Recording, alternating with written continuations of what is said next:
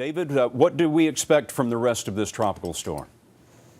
Well, let's kind of set the stage now, Scott, and we'll start by looking at radar. And again, as we could see from Jim Axelrod in Manhattan, things have gotten a lot better there. And it's basically dry from a line from New York south. So it looks like New England, that is where the heaviest rain is going to be for the rest of the day. And right now, I am estimating there could still be locally 6 inches plus in parts of New Hampshire, Vermont, upstate New York, and going into Maine as we go through the afternoon and tonight. And then the rain amounts are going to drop off drastically as you head through the 95 corridor through New York, Philly, and it's about done around Dover and also D.C. Now, the wind is still an issue. We still could see throughout the afternoon some gusts close to hurricane force.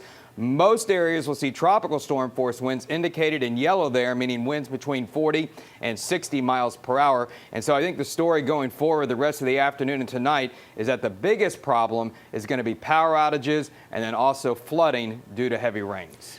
Everyone was concerned about the storm surge coming in from the sea, but we were talking to Governor Christie a short while ago, and he was saying that his worry now is that rivers are going to flood.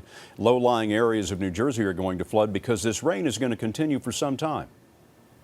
Yeah, it's a big concern, and of course there's a lot of rain that has fallen upstream, and that'll all be coming down not only today but over the next couple of days. So with the rising rivers, those flooding concerns are very valid, and that's going to extend not only in the Northeast but right through the Delmarva into the Mid-Atlantic, where they've had tremendous rains in Virginia and North Carolina. It didn't really stop raining there until sometime last night. The fascinating thing about this storm, the reason we've been paying so much attention to it over the last several days, is how far north this hurricane came. Very unusual for this kind of storm. I wonder if you could help us understand why that was and whether we can continue to expect that sort of thing as hurricane season unfolds.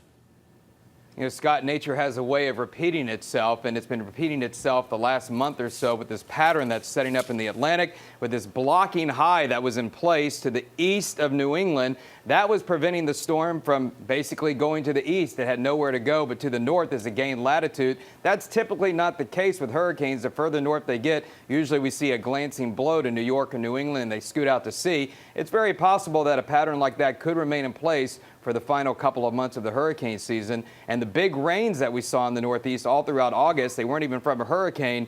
Those are also due to that same pattern, keeping it wet and cool in the east for the foreseeable future. David Bernard, our hurricane expert in Miami. Thank you so much, David.